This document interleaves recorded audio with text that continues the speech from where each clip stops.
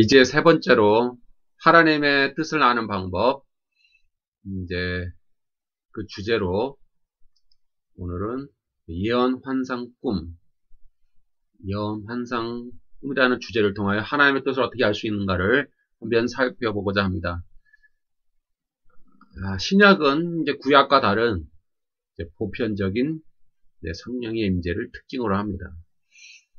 우리가 구약에는 왕이나 선지자나 예언자나 사사 등 극소수의 지도자에게 성령이 임시적으로 또는 그 사람 위에, 그러니까 그 사람 안이 아니라 그 사람 위에 임하였습니다. 그래서 어떤 사명을 완수하면은 또 그 성령이 떠나가기도 하셨죠. 그런데 이제 신약에 와서는 그런 구약과 다른 좀 보편적인 성령 임재, 그것도 어떤 위에나 임시적으로 임하는 것이 아니라 보편적으로 차별 없이 또 영원히 그 사람 안에 그것을 내주라고 합니다. 내주하면서 성령이 임재하는 새로운 시대, 또 전 세계적으로 누구나 남자든 여자든 가난한 자든 부자든 배운 사람이든 못 배운 사람이든 민족을 차별하지 않고 국가를 차별하지 않고 성을 차별하지 않고 그 사람의 재능을 차별하지 않고 보편적으로 성령이 임하는 새로운 신약의 시대가 도래하게 되었습니다.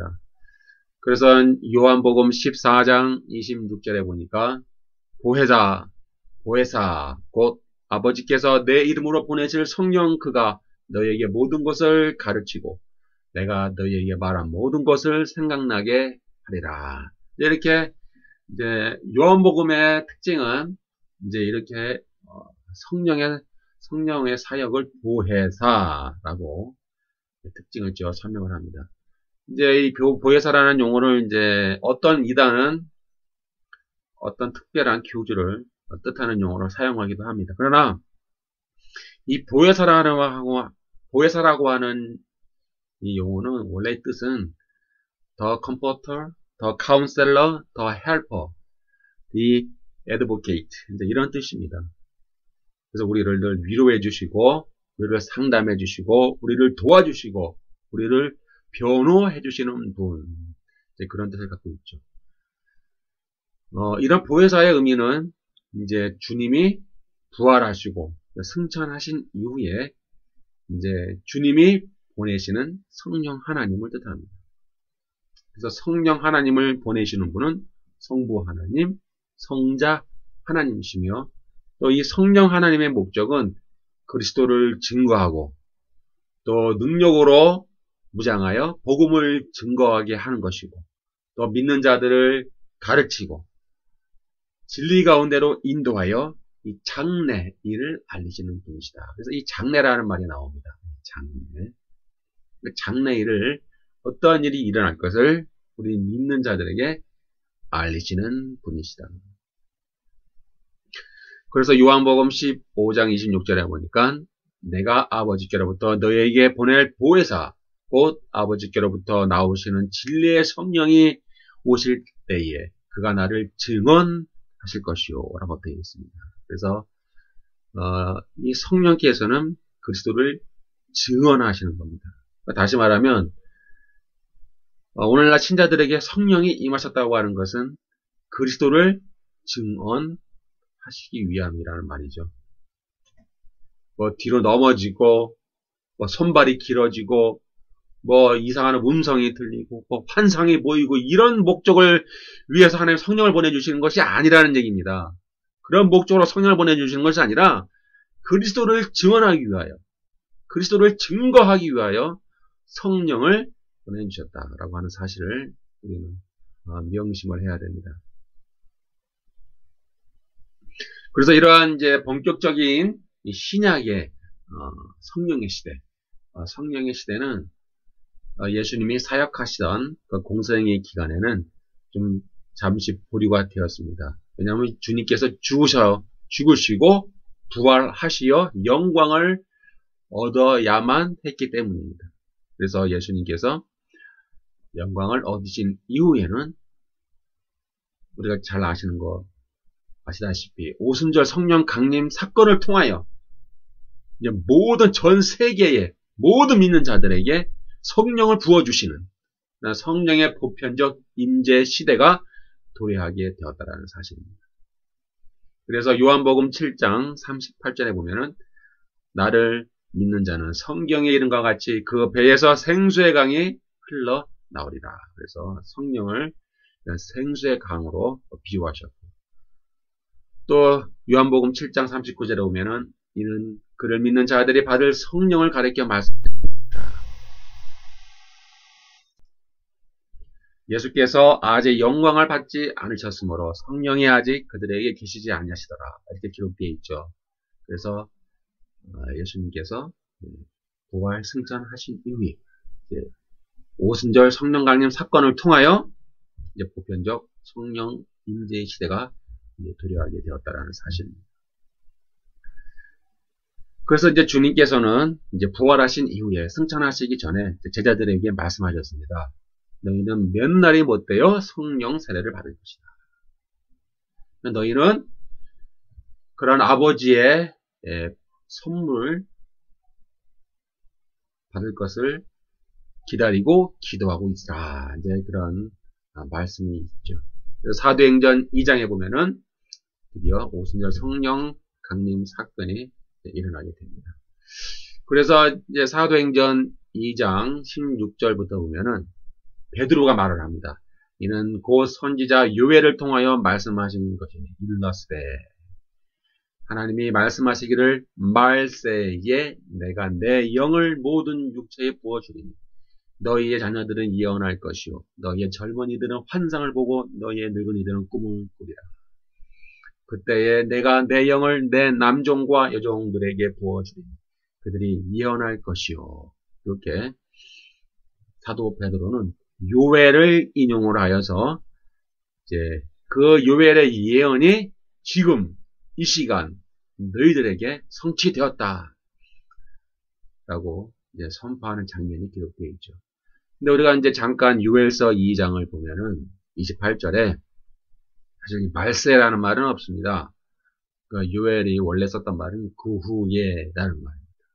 그 후에 내가 내 영을 만민에게 부어주리. 이렇게 기록되어 있는데 이것을 사도 베드로는 말세예라고 바꿔서 말을 합니다. 그럼 무슨 말이냐면은 이 오순절 성령 강림 사건을 통하여 이 말세가 너에게 도래했다는 얘기입니다. 이미 말세가 도래한 것입니다.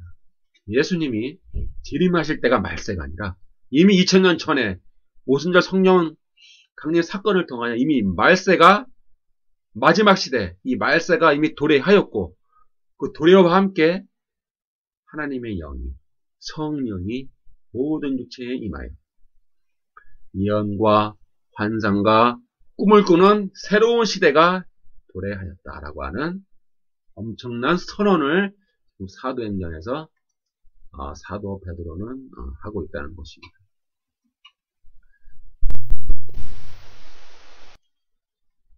이 오순절 성령 강림 사건은 이제 나중에 한번 따로 시간을 내서 따로 강의를 할 시간이 있겠습니다.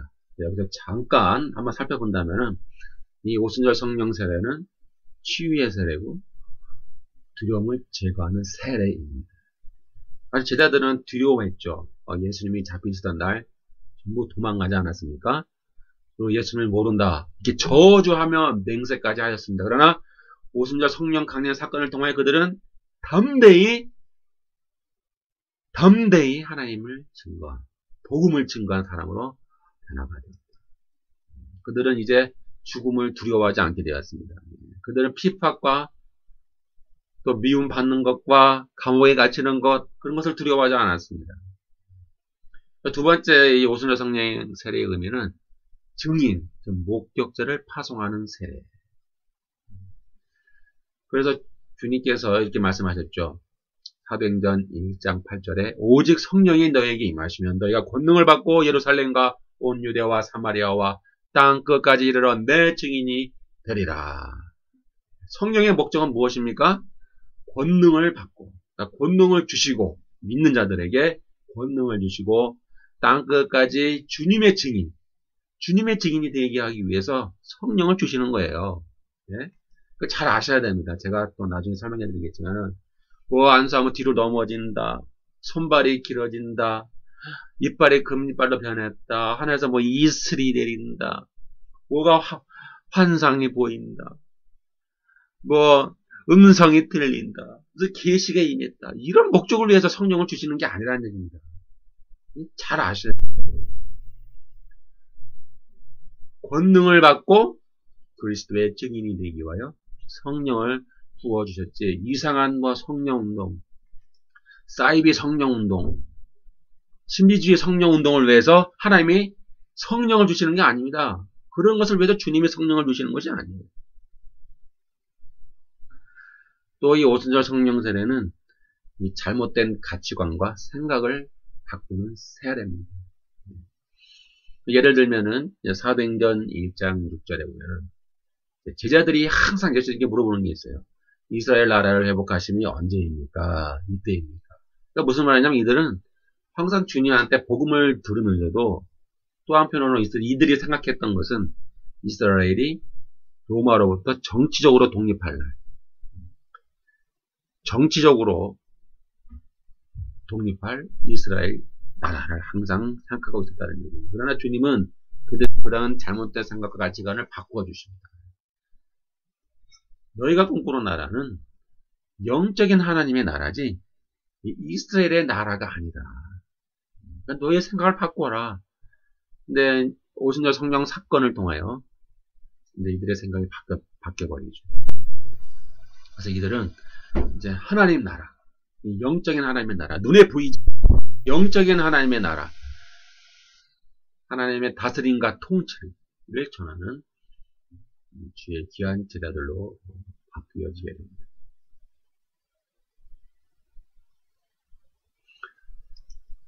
네, 기타 자세한 이제 오순절 성령 강림, 또 오순절 성령 세례의 의미는 무엇인가라고 하는 것은 다음에 또 시간을 내서 강의하도록 하겠습니다.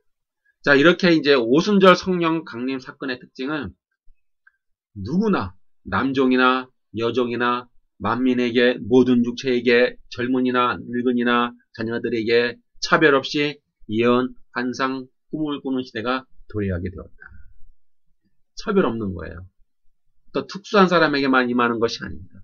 뭐 믿음이 좋은 사람에게만 임하는 것이 아닙니다. 뭐 기도를 많이 하는 사람, 뭐 사기도를 많이 하는 사람, 아주 뭐 능력을 많이 받은 사람에게만 임하는 것이 아니라 누구든지 믿는 자에게, 그리스도를 주로 고백하는 믿는 자에게 보편적으로 성령이 임하시는 그런 새로운 시대가 도래하게 됩니다. 그러나 이제 우리가 주의해야 될 일들이 있는데요. 이렇게 보편적 성령의 시대가 도래했다고 해서 우리가 무턱대고 예언하고 환상을 보고 꿈을 꾸는 것이 아닙니다. 항상 이런 경우가 너무 많잖아요. 나는 뭐 환상을 봤다, 꿈을 꿨다. 뭐 우리는요, 내가 마음대로 내 생각대로 꿈을 꾸는 줄 알아요. 나는 꿈을 꾸겠다 하면 꿈을 꾸고, 뭐 환상을 봐야지 하면 환상을 꾸고, 뭐 내가 말하면 다 뭐 예언이고, 이렇게 착각하는 사람들이 너무나 많아요. 그러나 이러한 예언, 환상, 꿈의 목적이 무엇이냐면요, 믿는 자를 거룩하게 하며 그리스도를 증거하고 진리로 무장하여 죄악과 싸우며 하나님의 심판을 이 세상의 모든 사람에게 알리는 목적을 가지고 있다는 겁니다. 특히 예언, 환상, 꿈은 복음 증거와 밀접한 관련이 있기 때문에 이러한 복음 증거와 함께 이러한 복음의 증거와 합한 또 이러한 성령의 목적에 부합해야지 자기의 주관적인 생각과 느낌을 빙자해서 뭐 예언을 받았네, 환상을 받네, 하늘의 계시를 받았네 라고 하며 함부로 성령의 이름을 들먹이거나 더럽히지 않도록 우리는 매우 조심해야 됩니다. 다시 말하면 이 예언, 환상, 꿈은 복음 증거와 밀접한 관계가 있는 거예요. 이것이 성령의 목적이에요. 내 생각과 내 느낌이 뭐 예언이고 환상이고 꿈으로 나타나는 것이 아니에요. 성령의 목적에 부합하지 않으면 그건 예언 환상 꿈이 아닙니다. 나의 생각일 뿐이에요. 나의 잡생각, 나의 느낌일 뿐이에요. 그러니까 우리는 항상 이런 것에 유념해야 됩니다. 그래서 예언 환상 꿈은 복음 증거와 함께 사탄의 왕국이 결박당하고 전 세계에 하나님의 나라, 하나님의 다스림과 통치가 임하여 의와 생명의 지배가 충만하게 될 새로운 시대를 향한 비전을 의미하는 겁니다. 그러한 하나님의 나라에 대한 비전을 의미하는 것이지 점술가나 복술가처럼 미래의 연, 월, 일에 나타날 미래의 일들을 쪽지게처럼 콕콕 집어서 예언하는 것이 아니에요. 근데 하여튼 이렇게 생각하는 사람들이 많아요. 예언한다 그러면 무속인들처럼 몇 년, 몇 월, 며칠에 어떠한 일이 일어날 것이다. 이렇게 몇 년, 몇 월, 며칠에 누군가 나타나서 어떠한 일들을 어떠한 이상한 이러한 일들을 할 것이다. 이렇게 미래를 맞추는 거로 생각하는 사람들이 너무나 많아요. 누구죠? 사이비죠, 사이비. 이 사이비들은 꼭 미래를 맞추려고 해요. 몇 년, 몇 월, 며칠에 천정이 일어난다. 이런 거. 몇 년, 몇 월, 며칠에 지진이 일어난다. 이런 거. 몇 년, 몇 월, 며칠에 어떠한 일이 일어날 것이다. 이런 걸 맞추는 것이 예언인 줄 알아요. 그러나 그것이 아니라니까요. 이 예언이라고 하는 것은 하나님 나라에 대한 비전과 하나님 나라에 대한 꿈을 말하는 겁니다. 그리고 이러한 예언 환상 꿈은 우리 제비뽑기, 표징, 꿈 환상에 대해서 말씀드릴 때 말한 것처럼 개인적인 일, 사적인 고민, 개인적인 일에 나타나는 것이 아니라 어떤 공적인 성격을 가지고 있어요. 복음이라고 하는 공적인 성격, 복음 증거, 그리스도를 증거, 사탄과의 전쟁, 사탄의 왕국을 결박하는 것, 이 죄악된 세상과의 어떤 전쟁, 이런 어떤 공적인 성격을 갖고 있는 것이지, 나의 개인적인 미래, 나의 어떤 사적인 일들, 나의 어떤 개인적인 고민들, 그런 일들에 대해서 예언이나 환상이나 꿈이 나타나는 것이 아닙니다. 그런데 이제 오늘날 보면은요, 너무나 자기의 생각과 느낌과 주관을 가지고 하나님의 음성을 들었네, 꿈을 꾸었네, 환상을 보았네라고 하는 자들이 너무나 많다는 거예요. 너무나 많이 생각합니다. 그래서 어느 인터넷 카페에 가면 서로 예언과 환상과 꿈을 공유하고 해석해주는 카페가 있다고 해요. 이게 바른 거면 바를까요? 바르지 않아요. 위험하죠. 위험합니다. 사적인 영역에서, 개인적인 영역에서 서로 꿈도 해석해주고 환상을 본 것도 해석해주고 예언을 하는 거 해석해준다는 이것은 허탄한 이야기를 따르는 것과 또 거짓 스승을 두고 진리를 떠나 바른 교훈을 받지 않는 자기의 사욕을 따르는 것과 매우 유사하기 때문에 조심해야 됩니다. 그래서 디모데후서 4장 3절 4절에 보면은 때가 이르리니 사람이 바른 교훈을 받지 아니하며 기가 가려워서 자기의 사욕을 따를 스승을 많이 두고 또 그 길을 진리에서 돌이켜 허탄한 이야기를 따르리라. 오늘날 비슷하지 않습니까? 오늘 인터넷 여러 가지 한번 잘 들어보세요. 이상한 사람들 많이 나타나죠. 환상을 받았다, 계시를 받았다, 미래에 어떠한 몇 월, 몇 년, 몇 월, 며칠에 무슨 일이 일어날 것이다. 이런 이상한 얘기하는 사람이 많지 않습니까? 근데 또 이러한 사이비를 좋아하는 사람들이 많아요. 그래서 허탄한 이야기를 좋아하고 자기의 사욕을 따를 스승을 두고 바른 교훈을 받지 않냐고 복음을 원하지 않고 이 평범한 사실 복음은 평범한 겁니다. 아주 평범하고 특별한 것은 아닌데 이게 신자들이 특별한 걸 원해요. 뭔가 스페셜한 거, 아주 특별한 거, 뭔가 평범하지 않은 보통이 아닌 그러한 뭔가 차원이 다른 그런 특별한 걸 원하기 때문에 미혹되기 쉽다. 왜냐하면은요, 사탄도 거짓 기적과 표적을 통해서 진리의 사랑을 받지 않는 이 마음이 어리석은 자를 미혹하고 멸망의 길로 가도록 미혹하고 있기 때문에 우리는 매우 조심해야 됩니다. 그런데 지금도 보면은 뭐 한국 전쟁, 3차 세계 대전, 뭐 지구의 종말, 뭐 이걸 뭐 예언한 사람들이 또 있어요. 하나님이 그런 사람들에게 예언을 주셨겠습니까? 환상을 주셨겠습니까? 아닌데요. 그건 미혹하는 거짓 선동가가 너무나 많다는 사실입니다. 그래서 우리는 매우 조심해야 되고 지금도 이 영적으로 영분별을 하셔야 됩니다. 그래서 데살로니가 후서 2장 9절부터 12절까지 보면은 악한 자의 나타남은 사탄의 활동을 따라 모든 능력과 표적과 거짓 기적과 이렇게 나오죠. 사탄도요 능력을 보여줍니다. 표적과 거짓 기적을 미혹하는 자들에게 역사를 한다는 사실입니다. 그리고 10절에 보니까 불의의 모든 속임으로 멸망하는 자들에게 있으니 이는 그들이 진리의 사랑을 받지 아니하여 구원함을 얻지 못합니다. 이러므로 하나님이 미혹의 역사를 그들에게 보내사 거짓 것을 믿게 하심은 진리를 믿지 않고 불의를 좋아하는 모든 자들로 하여 심판을 받게 하려 하심이라.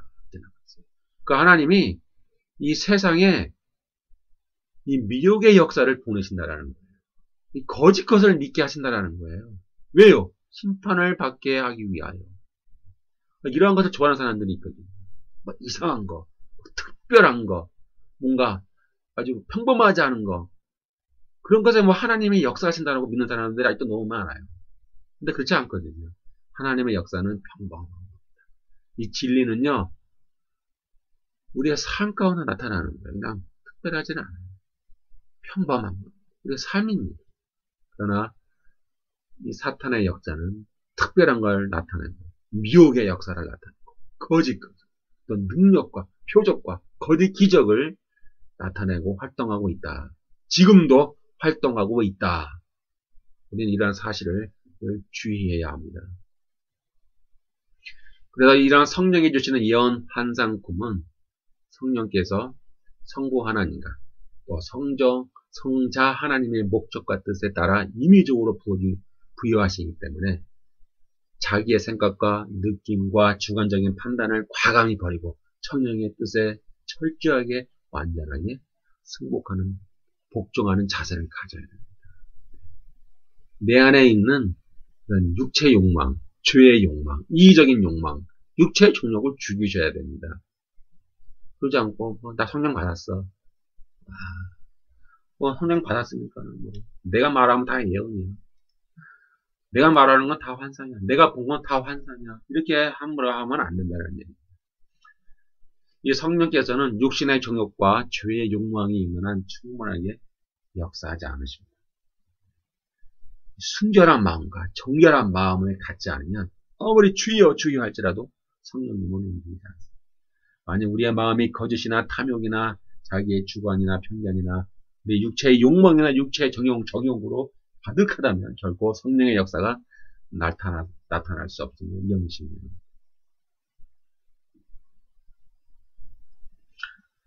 그리고 이제 이러한 성령의 시대, 성령의 새로운 시대의 특징은 특별한 사람만이 예언, 환상, 꿈을 말하는 것을 금지합니다.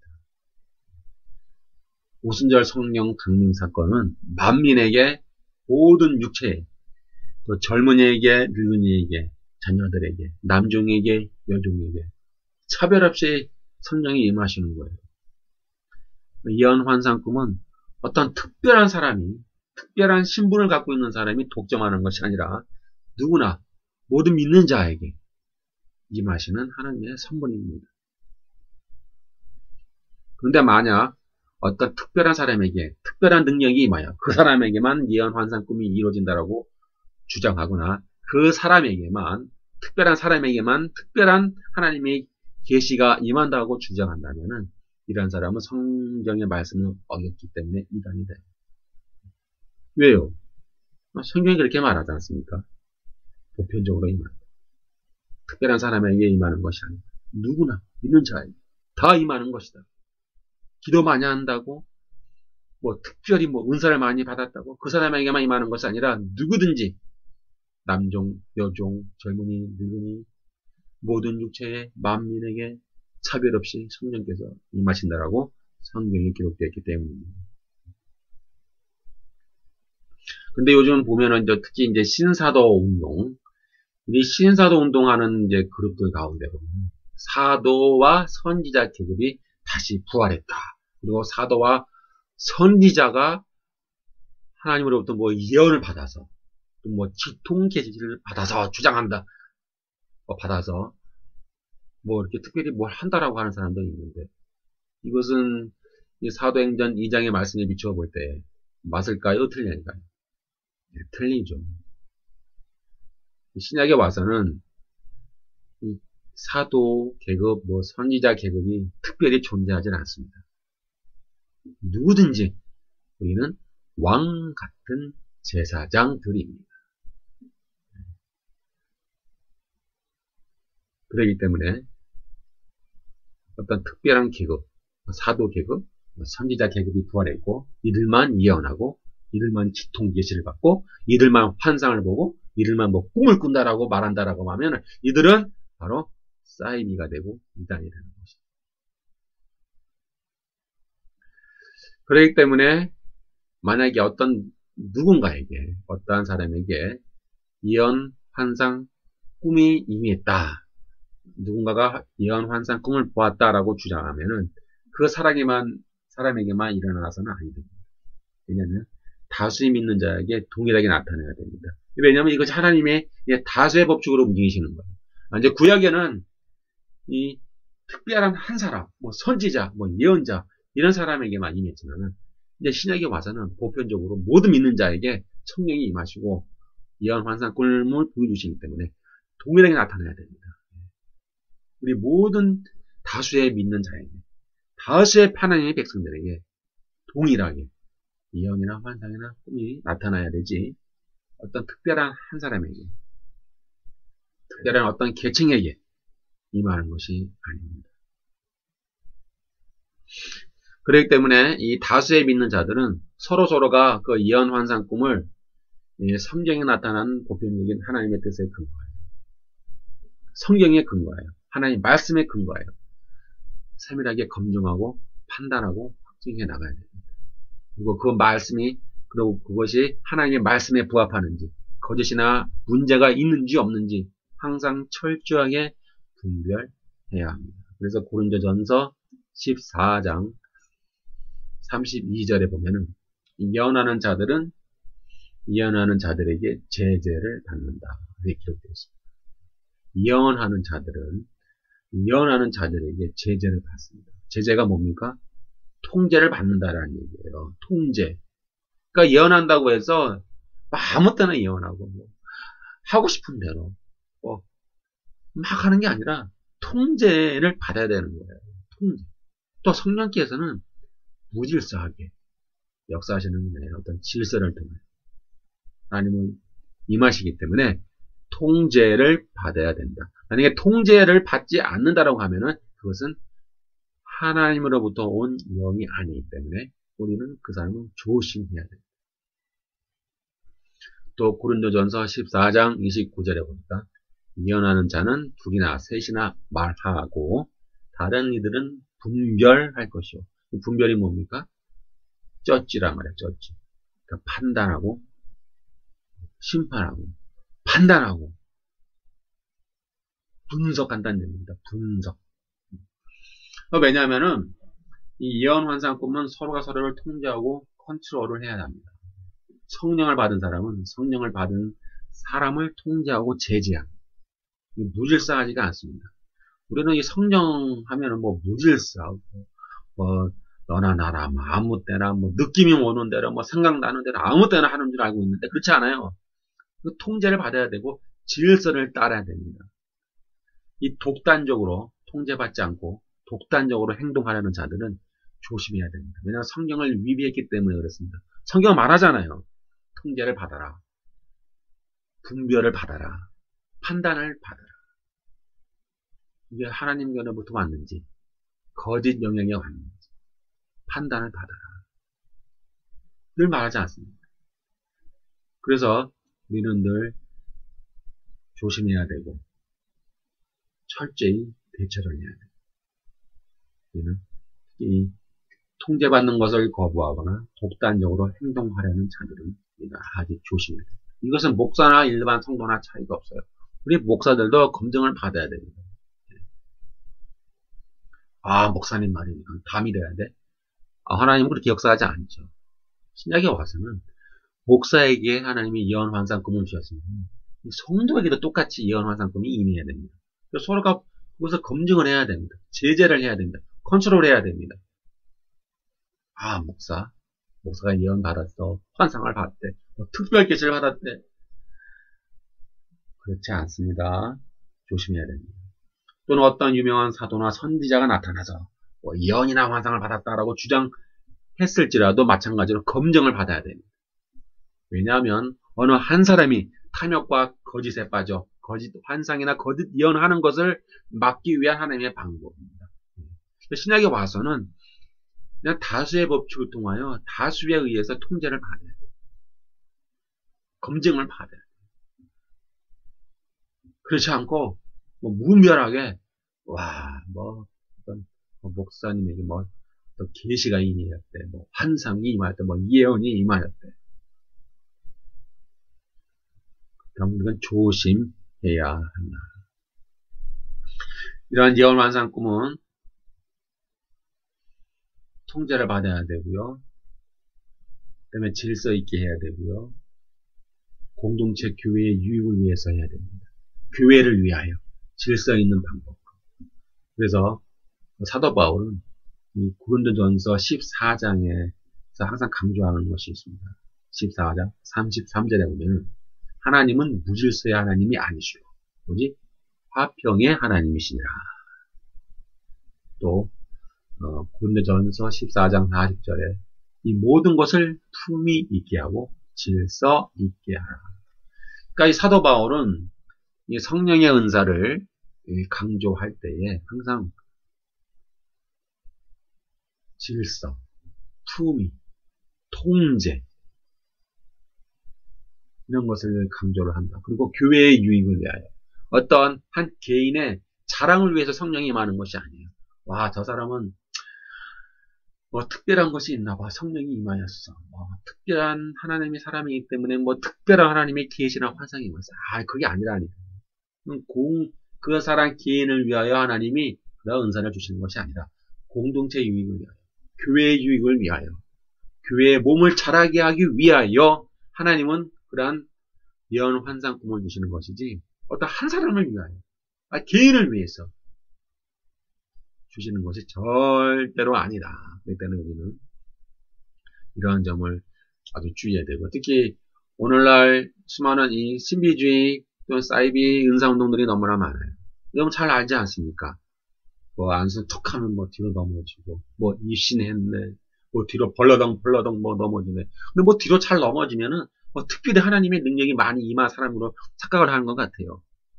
근데 그렇지 않거든요. 성경에 사도 바울이 안수했으니 뒤로 벌러덩 넘어졌더라. 그런 사건이 있습니까? 사도 바울이 안수했더니 입신했더라. 사도 바울이 안수만 하니까는, 사도가 안수하니까는 전부 뒤로 넘어지고 벌러덩 넘어지고 깜을 서버렸다. 그게 나옵니까? 안 나오죠. 또 오늘 보니까 이런 신비주의 사이비 성령운동 중에 계시를 받았네, 환상을 받네, 하늘에서 금가루가 내리네, 손과 발이 길어지네, 팔다리가 길어지네, 이빨이 금이빨로 변하네, 별의별 말같지도 않은 온갖 이 사기꾼들이 많이 활동하고 있다. 특히 여러분 여기 인터넷 보면은 순간 체면이라고 하는 그런 어떤 체면의 영역이 있습니다. 잠깐 보면 재밌는데요. 원래 이 오리지널, 이 전통적인 체면은 말로 하지 않습니까? 예를 들면은 추가 왔다 갔다 하는 거, 아니면 촛불 같은 거, 라이터, 성냥불을 탁 켜놓고 불을 봐라, 원추를 봐라, 그러면서 눈이 무거워진다, 눈이 감긴다, 점점 깊은 잠에 빠져든다, 점점 깊은 최면에 들어간다. 이렇게 해서 최면하는 방법이 있잖아요. 이것은 이제 전통적인 최면 방법인데, 이제 새로 나온 최면의 방법은요, 순간적인 최면, 순간 최면이라고 해가지고 말을 하지 않고 어떤 순간적으로 어떤 최면에 빠지게 하는 그런 기술들이 등장하고 있습니다. 그래서 이런 순간 최면 하는 사람들 보면은 이것은 이제 어떤 공연을 하는 경우가 많이 있어요. 수많은 사람들이 스테이지에 올라와서 어떤 최면술사가 와서 어떤 사람들이 막 최면을 걸어요. 순간 최면이죠. 그러면 그 사람이 어떤 행동을 한다 이 말이에요. 약간 우스운 행동, 이상한 행동. 왜요? 최면에 걸렸으니까는 이상한 행동을 하는 거예요. 말도 이상하고 행동하는 것도 이상하고. 그럼 그것이 재밌지 않습니까? 근데 이런 것을 공연을 해서 많은 사람들을 끌어모으고 이것을 통해 돈을 버는 사람들이 있어요. 이제 공연하는 그런 입장에서 순간 최면을 이용하는 경우가 있고, 이것을 교회 안에 들고 들어와서 교회 안에서 이 순간 최면을 걸어가지고 말이죠. 탁 근처에만 가면 손만 살짝 대기만 하면은 뒤로 넘어진다라는 거예요. 그러면 뒤로 넘어지면 우리는 이야, 특별한 하나님의 종이구나, 특별한 하나님의 능력이 임한 사람이라고 착각한다 이 말이에요. 그러나 그것은 최면의 분.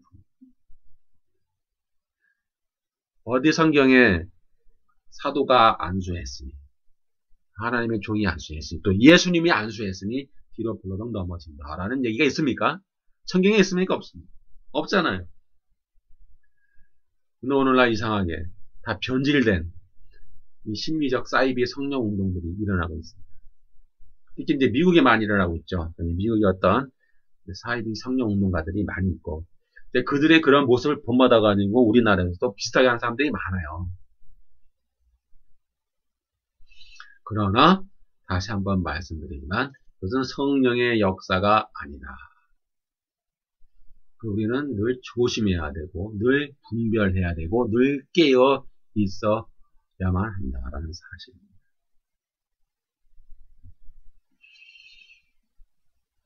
이제 결론을 맺겠습니다. 자, 우리가 하나님의 뜻을 아는 방법 중에 예언환상 꿈이 있습니다. 이것은 이제 유엘서의 성취죠. 그래서 오순절 성령 강림 사건 또는 오순절 성령 세례를 통하여 주의 재림 때까지 만민에게, 모든 육체에게, 남종에게, 여종에게, 자녀들에게, 늙은이에게 일어나는 하나님의 종말론적인 선물입니다. 그렇기 때문에 이것은 자기를 희생하고 고난과 어려움 속에서 복음을 증거하는 자들에게 이 세상에 대한 하나님의 심판을 전하고 진리로, 하나님의 말씀의 진리로 무장하여 세상의 죄악과 싸우는 과정 속에 주어지는 귀한 선물이고 은사입니다. 또 예언환상 꿈은 복음 증거와 함께 사탄의 왕국이 결박당하고 전 세계의 하나님의 나라, 하나님의 다스림과 통치가 임하여 이와 생명의 지배가 충만하게 돼 새로운 시대를 향한 비전을 의미하지 개인적인 문제나 고민에 일어나는 것이 아님을 우리는 유념해야 합니다. 그래서 정말 여러분 중에 예언환상 꿈을 체험하고 싶습니까? 그러면 그런 사이비 성령 운동 집회에 찾아가서 안수 받으려고 하지 마세요. 그런 집회에 찾아가서 기도 받으려고 할 필요도 없어요. 그런 집회에 가면은 하나님의 성령이 임한다라고 생각할 필요도 없어요. 왜냐하면 여러분들의 현장에서, 삶의 현장에서 여러분의 십자가, 자기 십자가를 지면서 고난을 한번 받아보세요. 그리고 성령의 가르치는 자비와 긍휼과 사랑과 용서와 인내와 자주, 겸손, 나눔, 희생을 실천하고 이 세속의 가치관과 세계관과 인간의 상품화하는 또 이런 부패한 커넥션, 또 이 검은 거래, 또 이 세상의 자랑, 육신의 정욕, 또 이 세상의 권력, 만몬을 정죄하고 한번 싸워보세요. 타협하지 말고 피 터지게 한번 싸워보세요. 여러분들의 처한 삶의 환경이 있지 않습니까? 각자의 삶의 환경 속에서 한번 죄악과 싸워보세요. 만몬과 싸워보세요. 탐욕과 싸워보세요. 인간을 상품화하고 인간을 도구화하는 이러한 세속의 가치관과 세계관과 피 터지게 싸워보세요. 그러면 하늘로부터 하나님이 주시는 연, 꿈, 환상을 체험하게 될 것입니다.